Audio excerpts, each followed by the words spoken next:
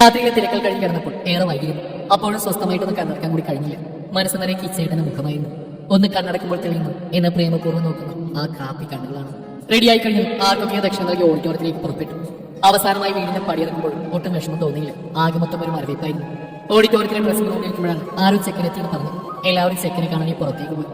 എന്റെ മനസ്സിൽ കൂടുതൽ അസ്വസ്ഥമായി കൊണ്ടിരുന്നു. അപ്പോഴാണ് സിദ്ധു അകത്തേക്ക് വന്നത്. ഈ ദിവസങ്ങളിലെല്ലാം എനിക്കൊരു താങ്ങായിരുന്നുള്ളൂ അവ മാത്രമായിരുന്നു. ഇപ്പോഴും എന്നെ ഒന്ന് ചേർത്ത് നിർത്തിയത് അവ മാത്രമാണ്. ചെറുക്കനെ സ്വീകരിച്ച് മണ്ഡപത്തിലിരുത്തി എന്നെയും മണ്ഡപത്തിലേക്ക് കൊണ്ടുപോയി. ഒരു ചെറുപ്പക്കാരൻ അവിടെ ഇരിക്കുന്നതാണ്. അപ്പോഴും മുഖം വ്യക്തമായിരുന്നില്ല. ഹൃദയമിടിപ്പ് ക്രമാതീതമായി ഉയർന്നു. എല്ലാവരുടെയും മുഖങ്ങളിൽ സന്തോഷമായിരുന്നു. ഞാൻ മാത്രം ആർക്കോ വേണ്ടി ഒരു പാവയെ പോലെ വീണു. എന്റെ കഴുത്തിലെ ആളുടെ പേരുള്ള താഴെ വീഴുന്നു. സീമന്തരേഖ ചുവക്കുന്നത് ഞാൻ അറിഞ്ഞു. എന്റെ നെറ്റിയിൽ സിന്ദൂരം ചാർത്തുമ്പോഴാണ് ഞാൻ അയാളെ കാണുന്നത്. അയാളുടെ കണ്ണുകളായിരുന്നു എന്റെ ശ്രദ്ധയിൽ പതിഞ്ഞത്. പുറമേ നിന്ന് ശാന്തമെങ്കിലും ആ കടലാളുകൾ മറ്റെന്തൊക്കെയോ ഒളിഞ്ഞു കിടക്കുന്ന അയാൾക്ക് തോന്നി. ഒപ്പം എന്തൊക്കെയോ നേടിയതിന്റെ അഹങ്കാരം. അച്ഛൻ കൈ പിടിച്ച് ഏൽപ്പിക്കുമ്പോഴും അതേ അഹങ്കാരം മാത്രമായിരുന്ന കണ്ണുകളിൽ. പിന്നെ ഫോട്ടോ എടുപ്പ് ആഹാരം കഴിക്കലൊക്കെ തകൃതിയായി നടന്നു. ഞാനൊഴിച്ച് എല്ലാവരും തന്നെ ആസ്വദിക്കുന്നുണ്ട്. പക്ഷെ ഞാനിവിടെ പരാജയമാണ്. ആരൊക്കെയോ ചേർന്ന് എന്നെ തോൽപ്പിച്ചു. നെച്ചവും സിദ്ധുമെല്ലാം എന്നെ ഇടയ്ക്കൊന്ന് ആശ്വസിപ്പിക്കുന്നുണ്ടായിരുന്നു. എല്ലാവരുടെ യാത്രയുടെ നേരമാണ് ഒരു പരിചിത മുഖം കയറ്റി കടന്നു വരുന്ന ഞാൻ കണ്ടത്. കിച്ചേട്ടൻ എന്റെ നാവ് യാന്ത്രികമായി മുഴുകി.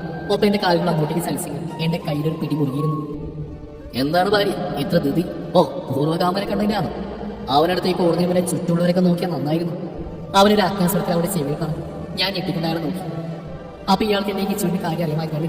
എല്ലാം അറിഞ്ഞു വെച്ചിട്ട് എന്തിനാ അയാൾ കല്യാണത്തിന് സമ്മതിച്ചു? ഞാൻ നോക്കുന്നതാണ് അയാൾ ഫ്രണ്ടിലേക്ക് കല്യാണിച്ചെന്നെ നോക്കി പുച്ഛിച്ചു. അച്ഛനമ്മയും ഏട്ടനും കവിടെയും കിച്ചോട്ടൻ വന്ന് പ്രശ്നം ഉണ്ടാക്കുന്ന ഞാൻ ഭയന്നു. കിച്ചോട്ടിനെ നോക്കിയപ്പോൾ ഏട്ടന്റെ നോട്ടിന്റെ താലിലേക്കും പിന്നെ എന്നെ മുറുകെ പിടിച്ച കൈകളിലേക്കുമായിരുന്നു. അതുകൊണ്ട് ഞാൻ കൈ പിൻവലിക്കാൻ നോക്കിയപ്പോൾ അയാൾ എന്നെ പരമായി ചേർത്ത് നിർത്തി ഇടുപ്പിലൂടെ ചുറ്റിപ്പിടിച്ചു. അയാൾ എന്നെയും ചേർത്ത് പിടിച്ചോളി കിച്ചേട്ടന്റെ അടുത്തേക്ക് നടന്നു. എന്റെ കൈയൊക്കെ ആകെ വിറക്കാൻ തുടങ്ങി. Hi psycho, ops Kichu. അയാൾ അബദ്ധം പറ്റി വരുന്ന ആവടിച്ചുകൊണ്ട് പറഞ്ഞു. നീ വരുമെന്ന് എനിക്ക് അറിയാമായിരുന്നു. ഇതാണ് എന്റെ വൈഫ്, മിസ്സിസ് ജ്വാല കാശിനാഥ് ശ്രീകുറാം. അയാൾ കിച്ചേട്ടനോട് പറഞ്ഞു. ഞാൻ ഞെട്ടിയാണ് നോക്കി. അപ്പൊ ഇയാൾക്ക് കിച്ചേട്ടനായിട്ട് നേരത്തെ പരിചയമുണ്ട്. ഇയാളുടെ പേര് അറിഞ്ഞു. ഞാൻ വെഡിഹാളിന് മുമ്പുള്ള നെയ്മോളിലേക്ക് നോക്കി. ജ്വാല വിഡ്സ് കാശിനാഥ്. ഞാൻ പതിയെ കിച്ചേട്ടിനെ നോക്കി. ആ മുഖത്തേക്ക് നോക്കാനുള്ള ശക്തി എനിക്കില്ലായിരുന്നു. ആ കണ്ണുകൾ എന്തിനോ വേണ്ടി നിറഞ്ഞിരുന്നു. ആ ചുവന്ന കണ്ണുകൾ എനിക്ക് അയാളോടുള്ള പകി വ്യക്തമായി കാണാം.